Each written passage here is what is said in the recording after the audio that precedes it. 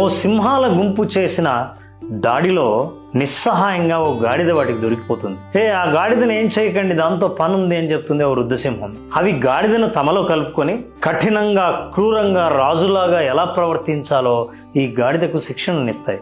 ఆ గాడిద సింహాలను పూర్తిగా నమ్ముతుంది. తన గాడిదల గుంపుకు తానే నాయకుడిని ప్రకటించుకుంటుంది. సింహాల మద్దతు ఉంది కాబట్టి గాడిదలన్నీ భయపడి నిశ్శబ్దంగా ఉంటాయి. ఎదురు తిరిగిన గాడిదలపై దాడి చేసి వాటిని సింహాలకు అప్పజెప్తూ ఉంటుంది. సింహాల ఆకలిని ఈ గాడిదే తీరుస్తూ ఉంటుంది. సింహాలకు వేటాడే శ్రమ కూడా తప్పుతుంది. ఆ గాడిద తన మందలో సింహంలాగా ప్రవర్తిస్తూ ఉంటుంది, కానీ సింహాల దృష్టిలో మాత్రం అది కేవలం గాడిదే. అధికారం అనే భ్రమలో తాను సింహాలకు బానిస అనే విషయమే మర్చిపోయింది.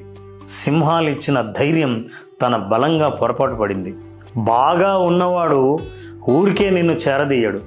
నువ్వెంత వినయాన్ని ప్రదర్శించినా నిన్ను వాళ్లలో కలుపుకోరు. సింహం